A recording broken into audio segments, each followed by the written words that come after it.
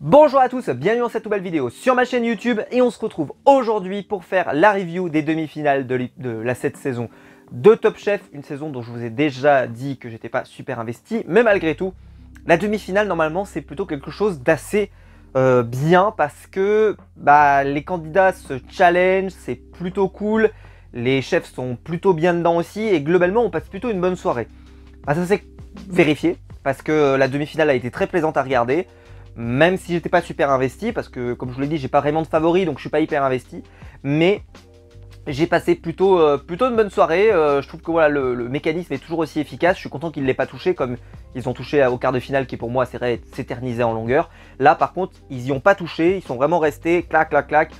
Chacun se challenge sur son truc. Ça a duré une soirée. On n'a pas eu des fois, vous vous souvenez, on avait eu des épisodes parfois coupés en deux. Vous aviez les deux premiers challenges, puis après le troisième la semaine suivante. Quand à l'époque du Covid et tout, là non, c'était en une seule soirée, donc c'était hyper dynamique, hyper fluide, on s'ennuie pas, c'est non très très bien, ça n'a pas fini si tard que ça en plus, donc vraiment un excellent épisode hier soir. Alors, donc Dany annonce qu'on va s'amuser, hein, voilà, on va voir qu'est-ce qu'il nous annonce, donc il arrive, on le voit faire des bulles, je dis quelle elle va être, je comprends pas trop le thème, alors comme je le dis, moi je trouve que les spécialités de chacun étaient pas si évidentes, bon au final pour Mathieu, au final si, sa spécialité a été assez évidente, mais pour les autres, j'avais pas vraiment comme ça d'évidence dans leur style. Et donc Dany en fait il est allé sur la cuisine moléculaire. Parce que c'est un candidat très technique. Très technique. On en reparlera parce que je trouve que cette définition là est un peu trompeuse. On en reparlera après. Mais bon. Et donc il annonce que je laisse le choix entre guillemets parmi une liste de plats classiques de la gastronomie française. Alors vous allez voir que dans les plats classiques de la gastronomie française il y a tomate mozzarella. La France a dû être colonisée par l'Italie pendant une période de notre histoire probablement. Parce que pour moi, tomate mozza c'est plutôt italien que français. Ou alors c'est moi qui comprends pas trop.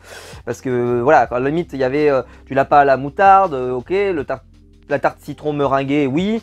Le canard à l'orange, je sais même pas si c'est de chez nous. Je sais même pas s'il y en a qui sont spécialistes d'une région là et qui peuvent me dire que le canard à l'orange ça vient de chez eux.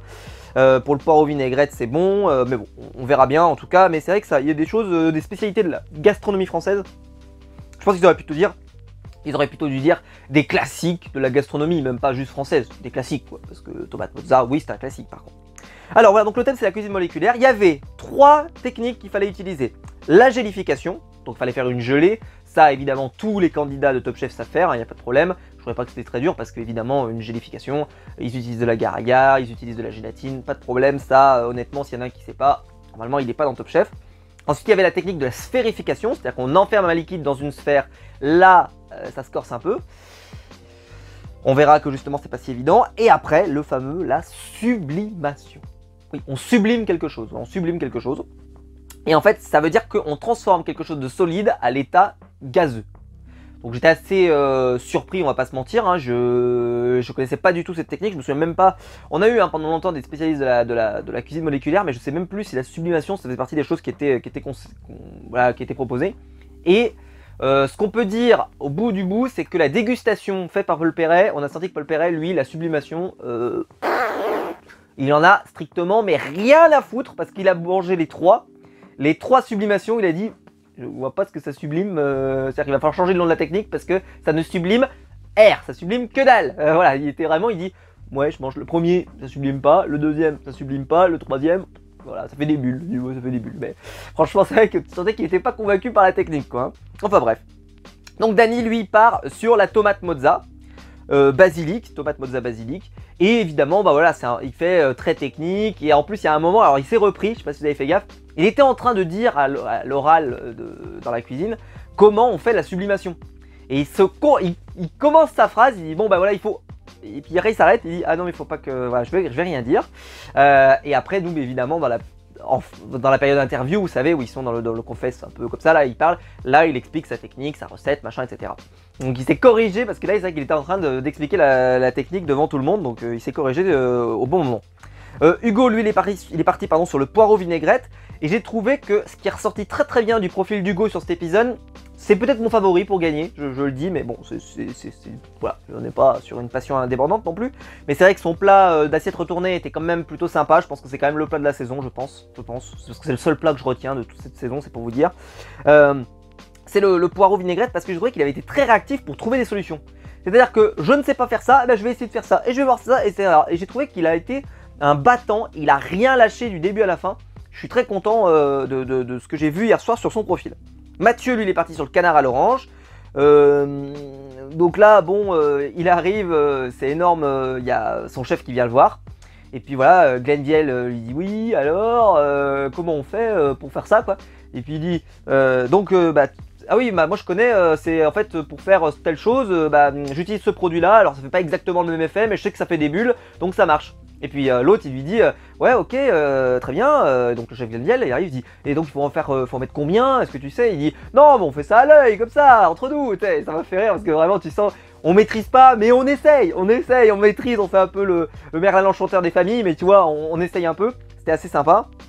Donc Mathieu est arrivé, alors je sais pas s'il était classé dans l'ordre chrono mais j'ai l'impression que oui. Donc Mathieu est arrivé 3ème. Hugo est arrivé 2ème et Dany est arrivé 1er. Donc Dany ne permet pas à ses adversaires de marquer un point sur son épreuve.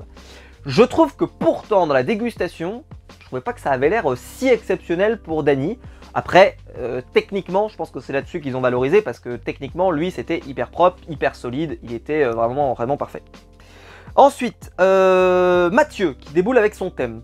Alors Mathieu, il avait déjà fait, vous vous souvenez, une assiette choc et tout sur le thème de la chasse, où il y avait crucifié un truc, machin, etc. Vous vous souvenez peut-être. Et ben donc en fait c'est une tourte avec un... Il fallait donc la technique de la tourte, déjà qui est un classique dans Top Chef, faut le savoir, hein, ça tombe souvent. Souvent c'est Hélène Darroze d'ailleurs qui le propose. On va en revenir, on va parler d'Hélène Darroze juste après. Avec un produit donc le faisan, qui est arrivé brut de chez brut, c'est-à-dire qu'avec les plumes, il fallait le déplumer, etc., le préparer. Bref, donc c'est un thème un peu la chasse et un peu la tourte. Voilà, c'était les deux difficultés. Alors, celui qui n'a pas du tout été dérangé par cette technique, c'est Hugo. Hugo, il semblait parfaitement maîtriser la technique du faisan, voilà.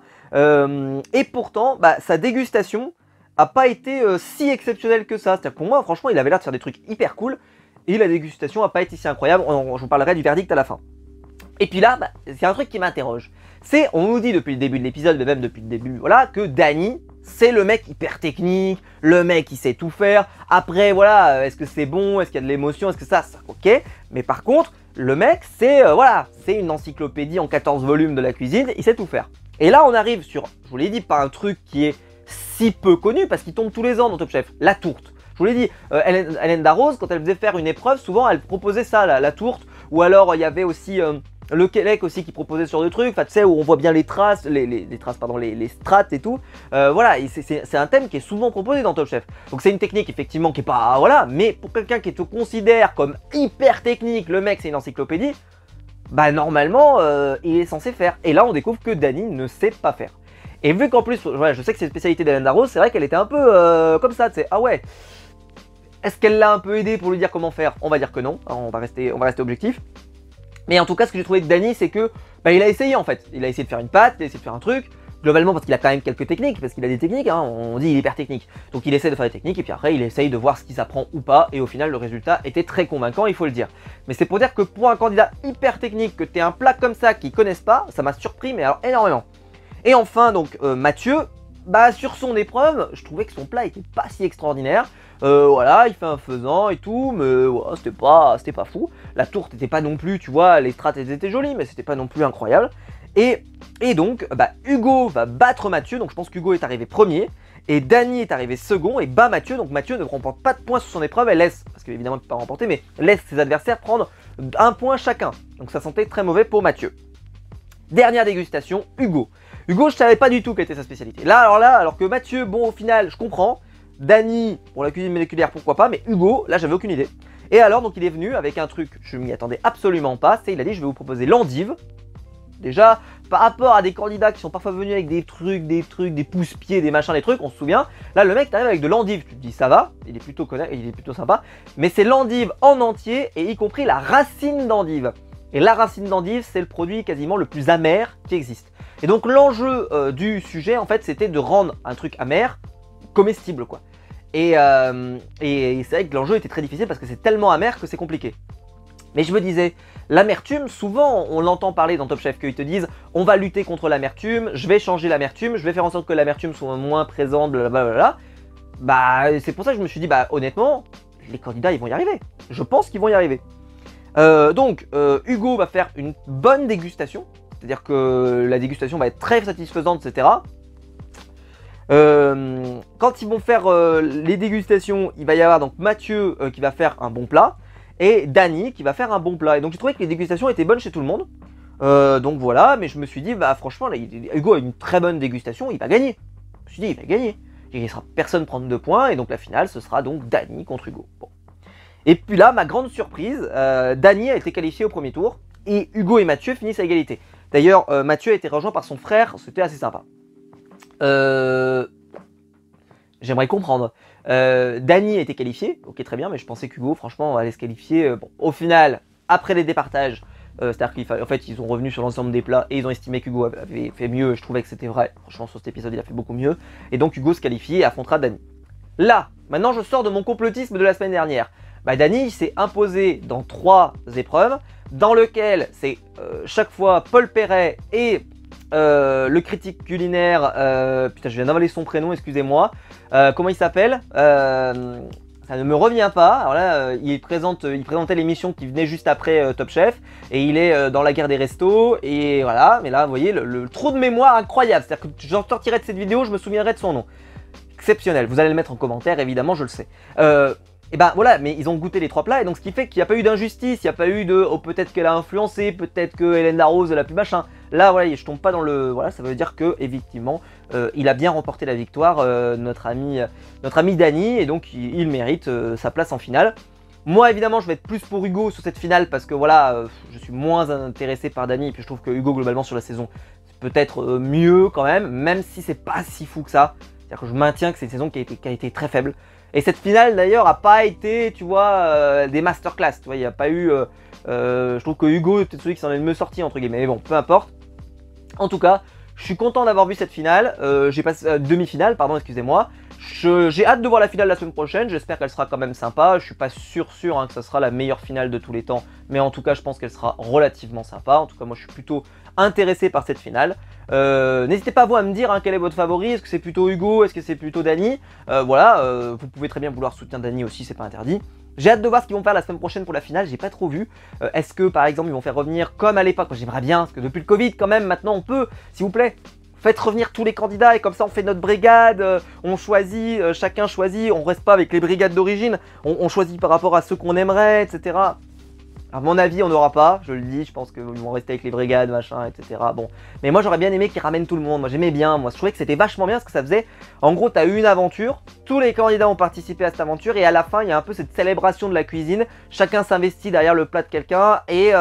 ok, ils se sont affrontés, mais après tout le monde participe à un exploit commun, et c'est aussi ça la cuisine. Et ça, je trouve que c'est dommage de l'avoir perdu. Alors oui, il y a le concept des brigades, je comprends, donc c'est aussi important de valoriser le concept des brigades, parce que le concept des brigades compte, c'est-à-dire que c'est la brigade d'un tel qui gagne, etc. Donc il faut quand même pas l'oublier.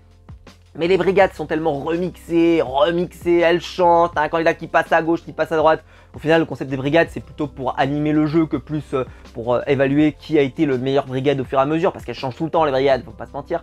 Enfin bon, voilà, je dis ça, mais j'espère qu'en tout cas, on aura une bonne finale. J'espère que la vidéo vous aura plu, si c'est le cas, vous pouvez la liker, vous pouvez vous abonner, vous pouvez la partager sur les réseaux sociaux. Il y a le bouton rejoindre juste en dessous pour devenir mon gros soutien, et je vous en remercie. Et quant à nous, on va se retrouver très vite pour de nouvelles vidéos sur ma chaîne YouTube.